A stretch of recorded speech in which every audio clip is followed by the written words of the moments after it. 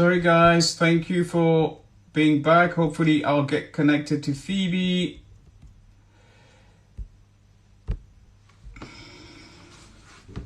Phoebe, if you're watching, I'm waiting for your request.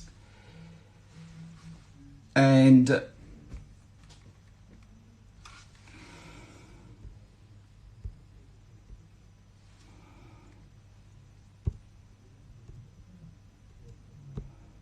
I have found Phoebe. Phoebe live with me.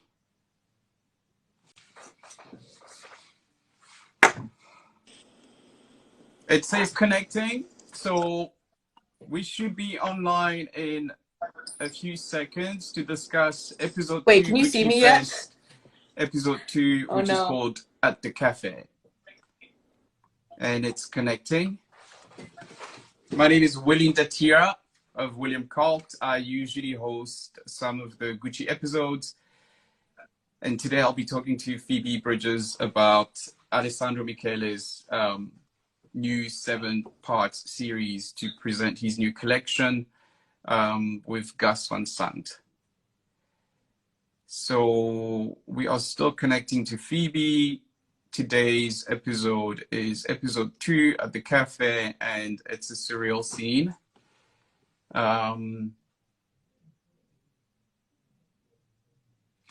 It says that Phoebe is unable to join. I'm not sure why, but we're going to keep trying. I'm going to keep trying. I won't give up.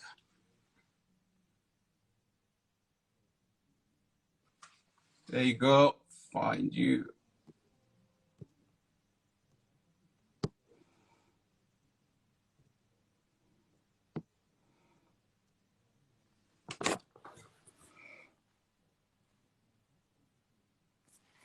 Okay, send a request again. With Phoebe Bridges, musician Phoebe Bridges. There you go. Oh my god. Hello. Finally, we're all here. It happened. Now I've got another tag, which I quickly have to do, but you can talk to me in the meantime. Hi's LA. Hello everyone. Yeah, what a fucking nightmare. This It is like is. my life now in the pandemic. It's like internet issues. The internet issue. Just technical problems is just happen whenever it's like someone you actually want to speak to. Totally. It connects when you don't want to hear it from the person. I think in English they call that Murphy's Law. Ooh, I Sorry, like I'm that. just going to do a kind of pinned comment so people know what we're talking about. Cool. Hello everyone. There you go. I've pinned it. We can start. Hi everyone. So Phoebe's coming in from LA. She's a musician and a songwriter. And I am Willy Ndatira from London. And we're going to discuss episode 2 of the 7-part series by Alessandro Michele with Gus Van Sant. So Alessandro is turning things on their head by using cinema to communicate his brand, to communicate his new designs, which I think is amazing. I mean, he's someone, having been lucky to collaborate with a house and as well to get his press releases. They're always such amazing things to read because they're so philosophical, so rich that, you know, it gives you food for thought beyond the clothes. There's really someone extremely intelligent and engaging and socially engaged, which is reflected in the way that the company is run as well, with, you know, diversity and the people that they work with. So that's one thing. So now for him to take on cinema is like to use the medium of film to show his collection is quite interesting. Now, this episode 2 is called At the Cafe. We've got Sylvia Caldoni. Sorry, I'm looking at my notes, which shouldn't be.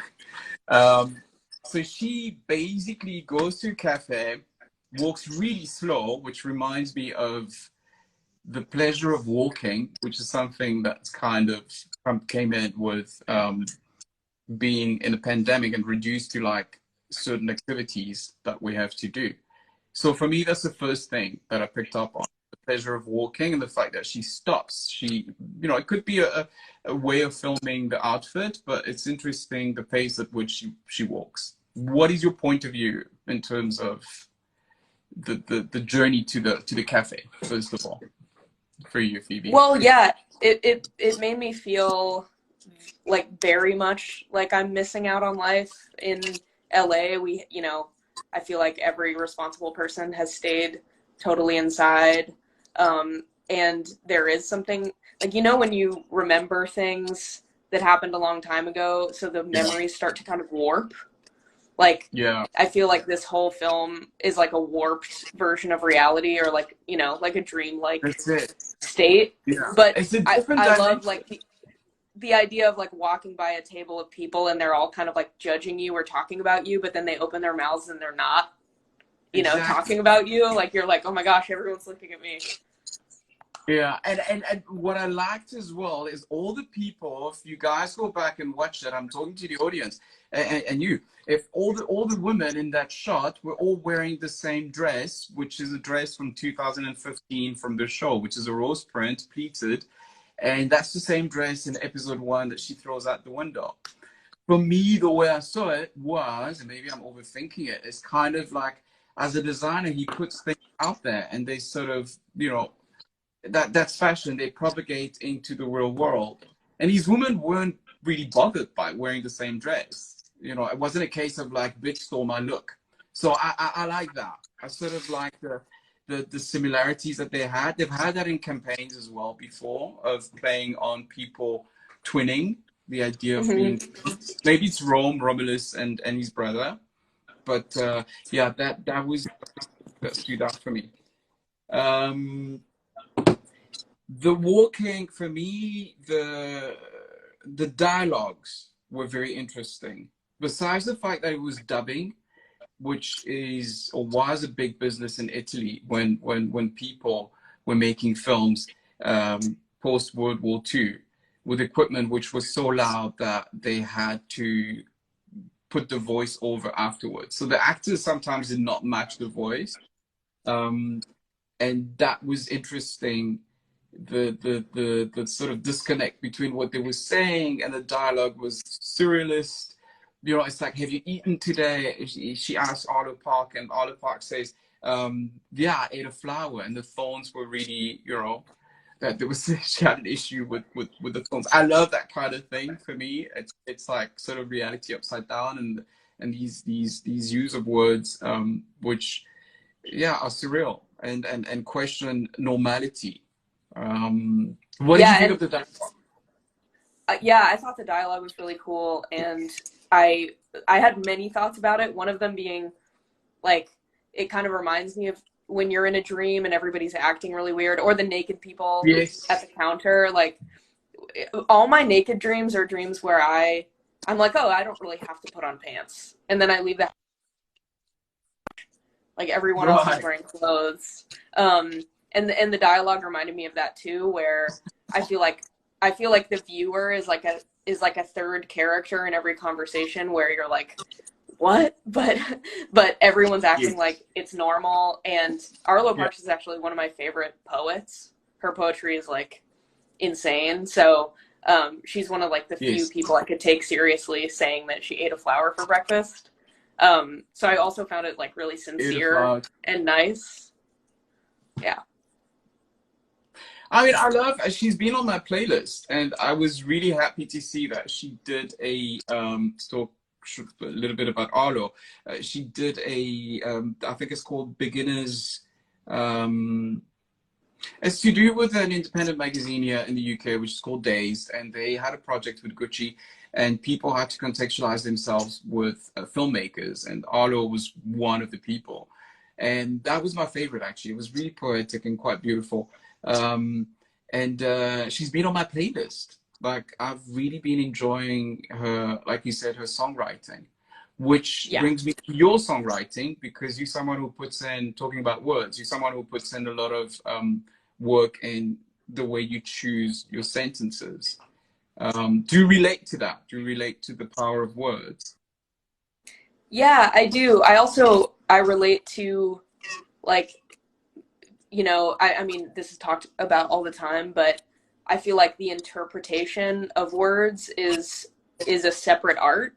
Like, I can mean whatever I want, but Yeah, however art is interpreted yeah, is like is the best. That's another meaning. Like, I don't really care if you know exactly who I'm talking about, or if you yeah. know, like, I have like a whole piece. It reminds me of the red dress bit in the film, where like I have a whole piece in my songs that's like Wizard of Oz.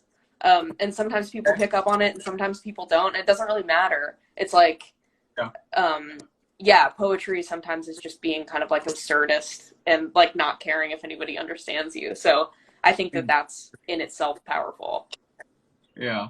I mean, the whole thing for me, the way I read it, and you're absolutely right. I mean, as artists, it's sort of, you know, there's what you put out, and then there's the interpretation, and Mm-hmm. doesn't always have to match. And it's kind of like therapy for whoever's listening to it. However, they, you know, what they see in it says more about them than it says about, you know, the material itself. It's the same with us. Like this conversation we're having about Alessandro's work, you know, it's highlighting how you view things, or how I view things in that sense. Um, but for me, what same to kind of echo what you said, what I like, it reminds me the Dadaist movement that used words as a way to kind of dismantle. It was post World War One. The movement was born in Switzerland, and they sort of and I talked about that in one of the Gucci episodes about words, actually, with Richard Hell. And they felt that because this normal world that relied on words had gone to, excuse my English, to shit, you know, it needed to be kind of turned upside down and reimagined. And that the one thing that you could subvert is language. And with this dubbing, they subvert language. They also line up conversations which you don't even feel that it's the same people having the conversation. It reminded me of if you've ever been to a really good after party at 6 in the morning in someone's kitchen and you're having like those weird conversations about the universe. It felt Totally. like it was one Very of those much. weird Also, moments. also there's this restaurant slash bar that was like kind of all the rage in LA for a while called Tex. All And right. especially like the bathrooms.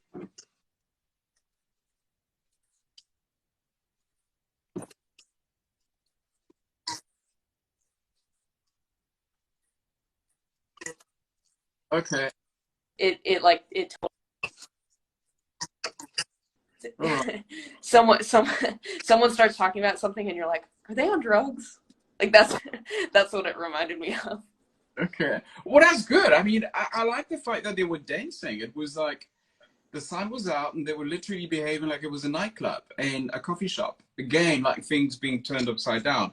The other thing was the two naked couple. I mean, the one naked couple sitting and having a conversation about, I think, his family or her family. But, you know, again, the conversation was disconnected. But it was interesting that they were naked and nobody minded, and nudity wasn't sexualized, and it was sort of seen as part of the norm. It was being naked was as much an outfit as the people wearing Gucci next to them, which I thought was interesting and made me think of how culturally, for me, as an African person, um, the body is not automatically sexualized. Nudity does not mean porn. It's probably regarded as the most beautiful creation besides, you know, man-made things like architecture. So it's this non-sexualized naked body, which was really interesting for me as well in that scene. Um, Talking about surrealism, I've watched a video of you playing a concert to an empty auditorium, which was huge. How was that? That was surreal. That was a surreal moment. Yeah, it kind of made me want to cry even. And I've done it a couple times now. Like, very weirdly, right before the pandemic started, I made a music video in a stadium to no one. Yeah. And this was like this was before we even really knew about COVID being a thing. So yeah, very, very surreal. And even at the time, you know, it was very, very late at night. We wanted to shoot at night, so it had to look beautiful and dark. And even then, even before the weight of it with the pandemic, it was surreal and sad in a way. And then now, especially, like I've done a couple live stream concerts.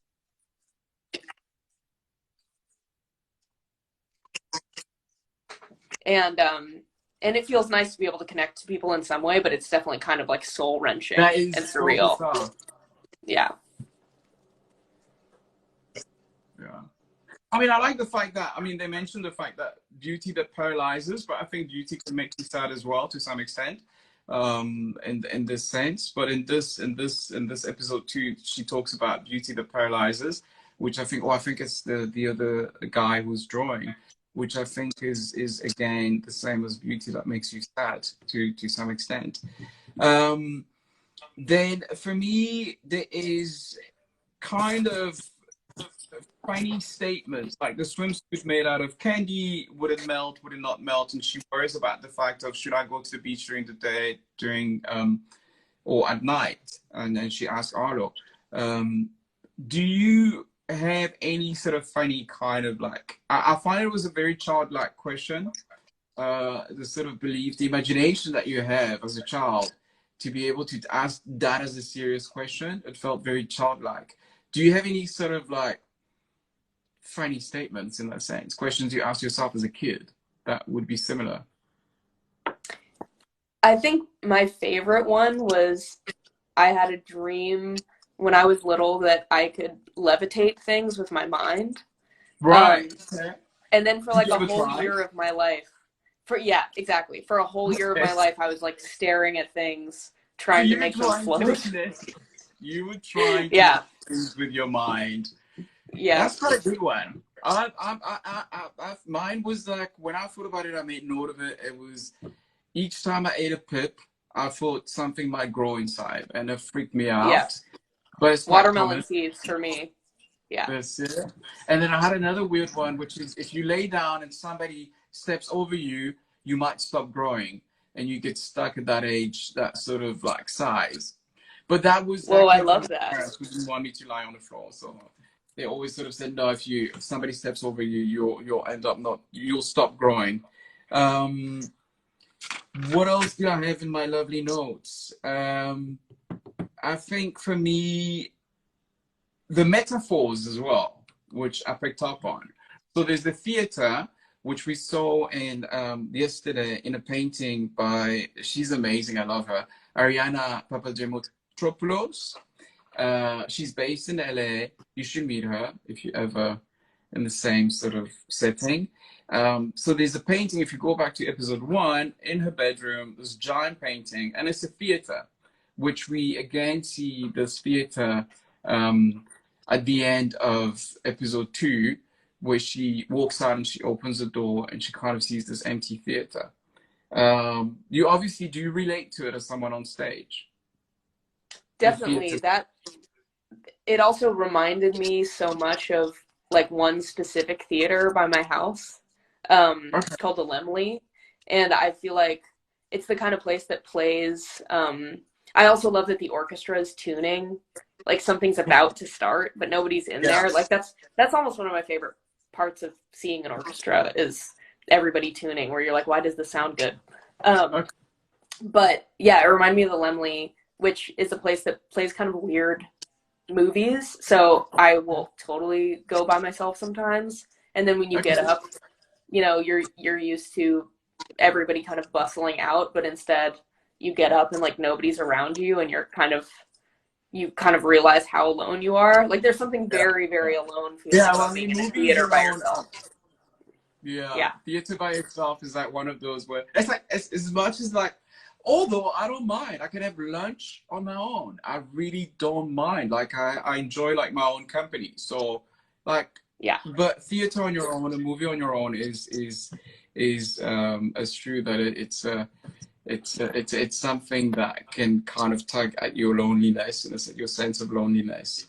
Definitely. Well, I mean, I don't know what episode 3 is going to be about, but you know, I think this has been for me kind of an amazing side of Alessandro to discover how he uses the language of like I said before, of filmmaking to say a lot more than clothing. The thing is with fashion, I find that people can consume it on so many levels.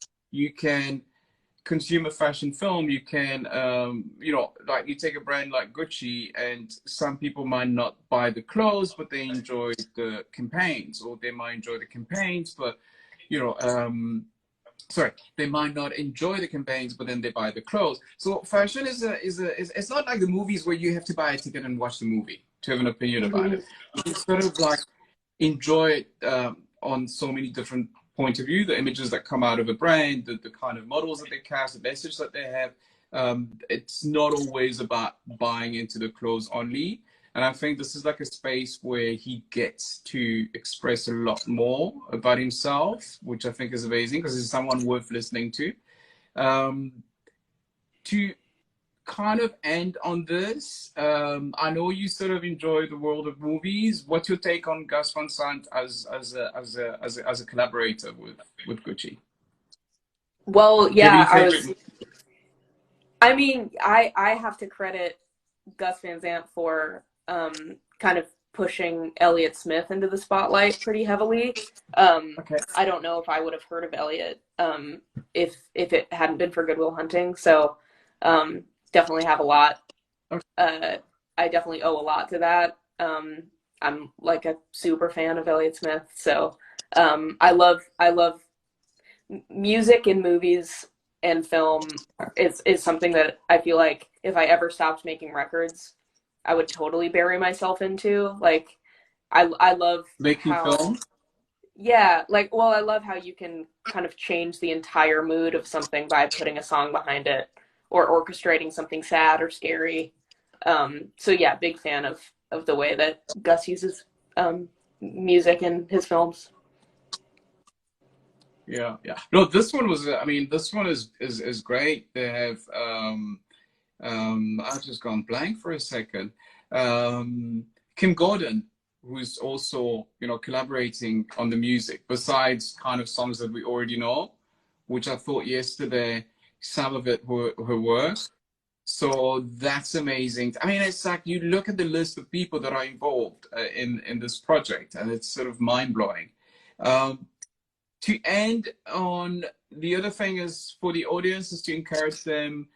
Gucci's showing a lot of support towards young emerging designers, and some of them are my friends. So it's like, don't just watch the Gucci episode, also watch the, you know, the young designers. As kind of the purpose of, I think, this Gucci Fest is also them lending support, and because they've got such a pool, such an audience, to have people looking at the work of emerging designers and kind of supporting them in that way, and being interested in different brands as well, besides, you know, the one hosting the festival. But I think it's a great thing. I mean, I hope it carries on as an event for them, but we'll see post pandemic, and maybe it's a physical thing where people actually get to meet. So Phoebe, thank you for tuning in. Go eat a flower. I'm gonna go to bed. I'm done with dinner. There's no fly eating for me. I'm gonna be off to bed. And thank you for everybody who bared with us and the technical side of things. And yeah, all that meant. And yeah, waiting for episode number 3 for tomorrow to enjoy the rest of the story. Cool. Thank you, guys. Good night. Bye. Good night. Yeah. Good day for you. Later. Bye.